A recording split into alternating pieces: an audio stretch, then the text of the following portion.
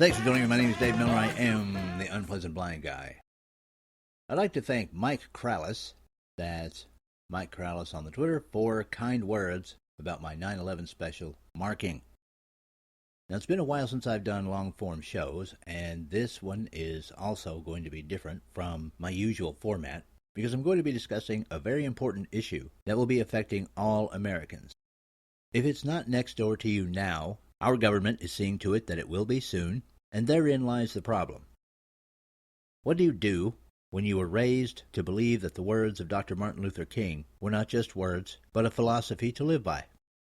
You take it to heart, and you encourage others to do so. You adopt it as the American way, and you expand it to acknowledge the legitimacy of equal rights for women and all other Americans. Then you learn that 190 cities around the United States of America are going to be used as focal points to spread tens of thousands of people, mostly fit young men of military age, throughout your country. And the problem is that these individuals have not been raised the way you were. They believe in and live by an ideology that runs completely counter to the culture of inclusiveness that we in the United States of America have achieved after generations of struggle and the expenditure of literally tens of thousands of lives. What happens when a nation like ours is inundated by the followers of Islam? This is the first in a 5-part series that will examine what happens when Islamization of a free society reaches certain points. I received a lot of help doing this from Kel Fritzi of Red Fox Radio and her co-host Tim Burton of the United Kingdom. On their November the 30th show, I interviewed Kel, who is from Canada, Tim, plus Jeff Mitchell from the United Kingdom, and Michelle Walsh from Canada. Full disclosure, I work with Jeff, Tim, and Kel on the English Defense League radio program, which currently can be heard at 3:30 p.m. Eastern Time via blogtalkradio.com. These people live in different parts of their nations, and they have witnessed the changes in their societies and in the way their people must live to accommodate the followers of Islam. This is a very special program because it has to do with the issue of the Syrian refugees and their insinuation into our countries, into all of our countries, really. When it came home to me in an email that I received on November the 24th from Governor Peter Shumlin of Vermont, where I live, the subject line, welcoming refugees with open arms. And by the way, if anyone wants to get hold of the governor, it's governorbt@vermont.gov. That's Governor Peter Shumlin, 109 State Street, Pavilion, Montpelier, Vermont, 05609. Phone number 802-828-3333. By the way, the governor does have a very nice Twitter page. It's @GovPeterShumlin, and he has a Facebook page. And certainly tell anyone that you know that lives in Vermont about this podcast and those contact info bits that I just gave you. Now, I'm going to go ahead and read this email, and then Kel is going to play you a very special clip that the governor made for us. The mail reads as follows. Today I had the privilege of visiting with refugees from around the world who have recently come to Vermont. All of them are working hard to build a new life here in the Green Mountain State. 2 days before Thanksgiving, I am thankful to have them in Vermont. Given the calls from some governors to pause refugee resettlements, my message is that Vermont will continue to welcome those fleeing war and violence with compassion, hospitality, and open arms. With that, Kel, if you would please play the audio from the governor's very special video. Okay. Welcome, I welcome am to so Vermont. happy to see you today. Well, I'm happy to see you, and I'm happy you're a Vermonter. Okay. Welcome. And do you have a job? Are you looking for a job here? Yes, Yeah. yes. You are working? Yes. Where do you work? Farmhouse. The farmhouse? Yes. Oh, great. That's good food. Good beer. All right. Great to meet you. Happy Thanksgiving. Well, congratulations and welcome. Very nice. Good to meet you. What's interesting in the video to me is that The first person the governor talks to is a woman, giving the lie, I'm sure, that he and his office want to generate, that no, the Syrian refugees aren't just Syrian, they're from other places around the world. They're not just young men of military age, there are women and children. This is a la President Obama's recent statement. And you notice, though, he only talks to a few people. And he makes sure, by the way, to talk about how the woman has a job, because he doesn't want people to think about the possibility that these people are going to be coming in here into Vermont and into other states in the United States of America with absolutely no skills, and therefore be a drain on our welfare system.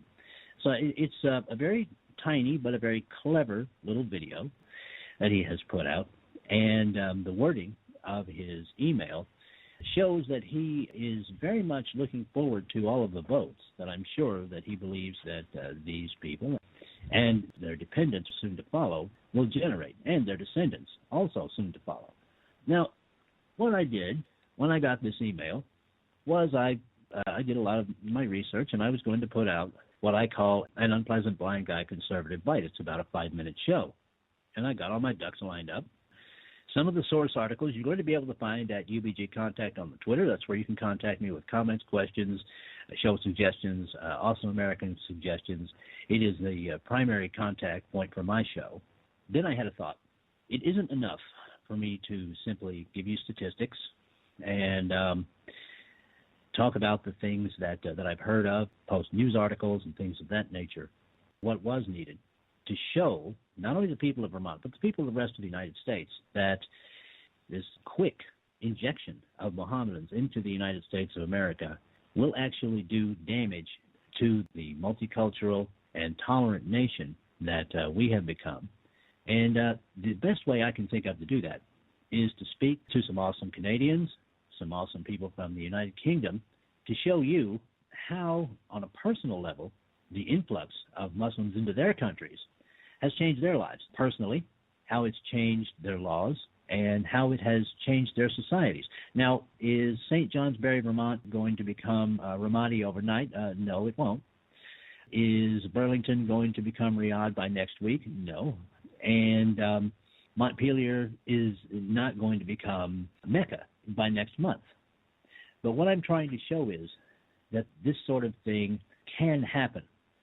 It takes a stretch of years. It takes a few generations. But by the time that has happened, you find yourself in a situation where you are living with large populations of people who do not want to assimilate into your culture, who are not tolerant, and who are bigoted towards anything that is not Islamic. And Kel has found a really fantastic story that she'll be relating later in the show to bring some credence to that, and who want to basically replace the host country's culture with theirs.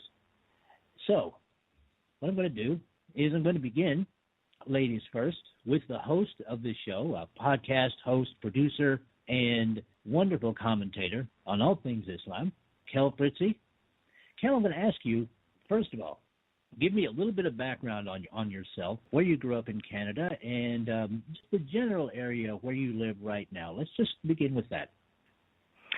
Well, okay. Well, I grew up in a rather large city, and I was born in 1963, and until the time I was about 13, I lived in a rather large city. And we would go to Toronto quite often to visit relatives that lived there. And when I was a child, the most diversity I saw was of European extraction. And that would be the Greek community, the Italian community, the Irish, the English communities. And it was very diverse because there were different experiences like food and custom. But we all had one common denominator, is that we were of European extraction and we loved Canada. We were patriot Canadians. That is the type of diversity that I grew up with, but now it's different. I can't go to Toronto anymore because I don't recognize Toronto anymore.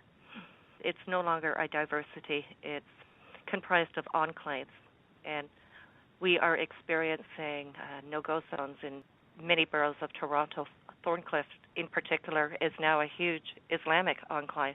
And that's something I wanted to touch on very quickly. For those who are wondering about this, especially those in Vermont, those who are progressives and who want to defend the Muslims coming in, this is not about race hatred. First of all, Islam is not a race. Just check the United States Census Bureau website. You will not see Islam listed as a race. And second of all, this is not about disliking brown people or black people. We all grew up with people of various colors, and we've learned from childhood that they are a part of our societies and should remain a part of our societies. But, Kel, you did hit on one thing that I say is very important, is that as long as anyone is willing to assimilate to our societies, we're prepared to welcome them and their skills to our nations to help make them better. And I'm going to ask you, you were talking about enclaves. That has made society less of a melting pot and more of a salad.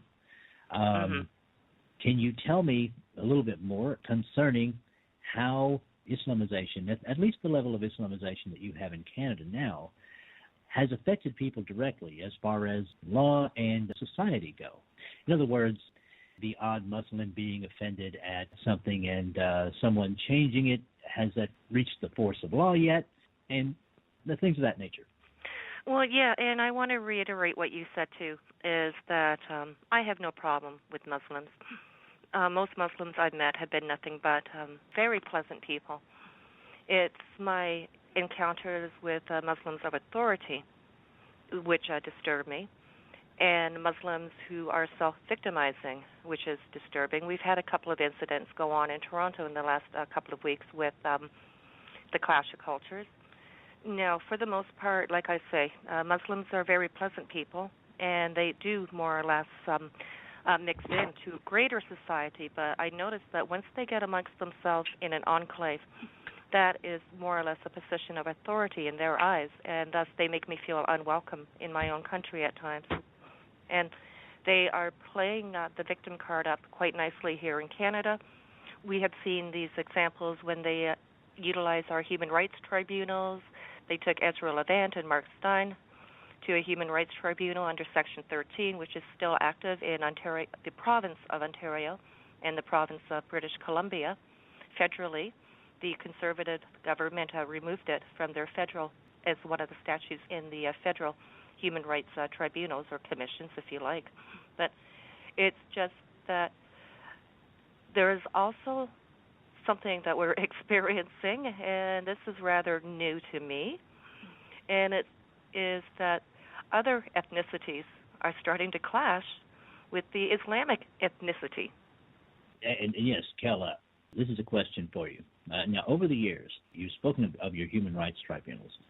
Mm-hmm. Over the years, would you say that the people who practice Islam, the devout Muslims, yes, would you say that they have gained more of a privilege in these human rights tribunals in Canada over the years than, say, they did, say 30 years ago? Well, 30 years ago, the immigration of Mohammedans, and I prefer that because a lot of Muslims I meet are what I refer to as Minos, and that's Muslim in name only. They don't practice devoutly from the Quran, and they are just other people escaping bad situations who just want to get on with life and be left alone. They are actually victims of the Mohammedans too. So when I say that, when I meet Muslims, for the most part, they are very, very kind. But Islam is a group mentality. There is no personal autonomy if you're under the thumb of Islam, and that's unfortunate. And it is very discouraging when the groupthink starts to set in. And yes, Muslims are treated as a special protected status here in Canada, and that has been proven over and over and over again.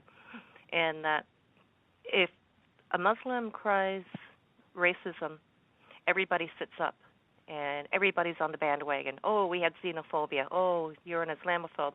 You cannot have an enlightened dialogue with people for the better part of it, because they won't listen to what you are trying to convey on an enlightened, academic, and informed level.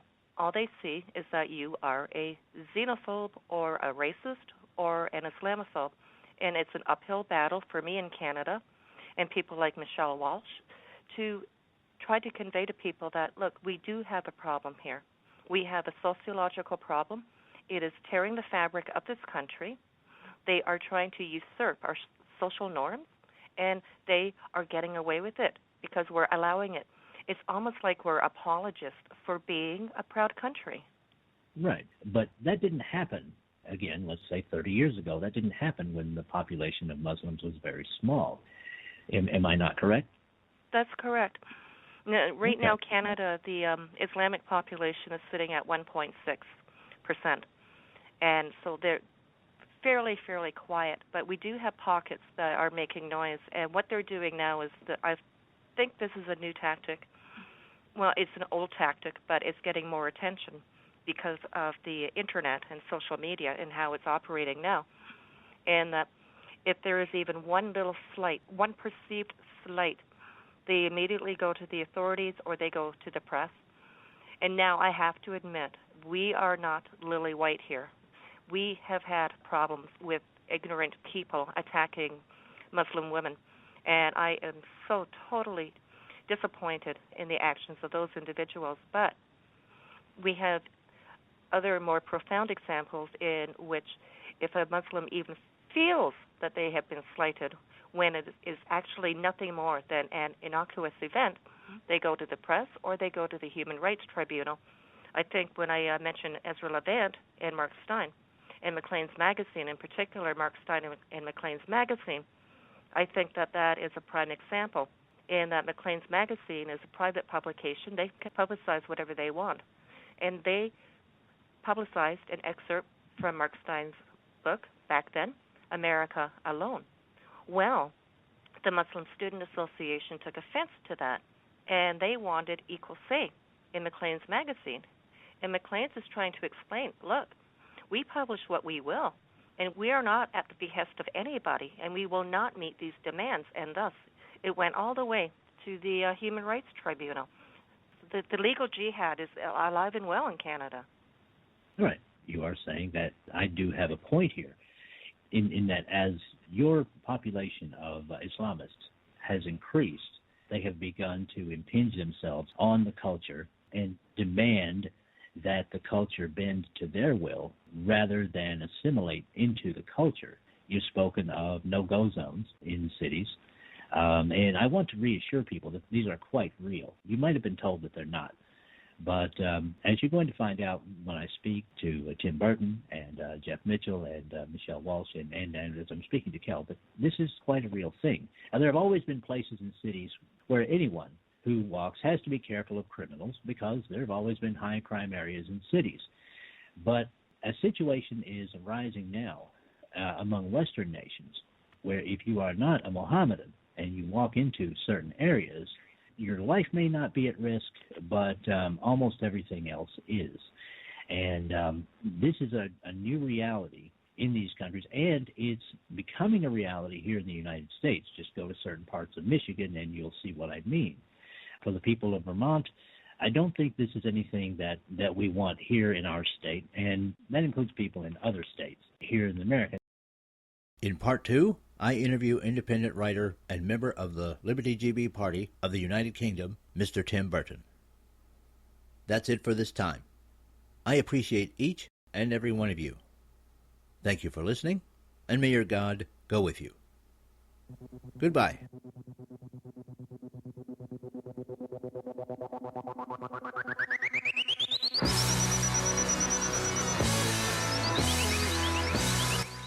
The Unpleasant Blind Guy is copyright 2015 Anno Domini.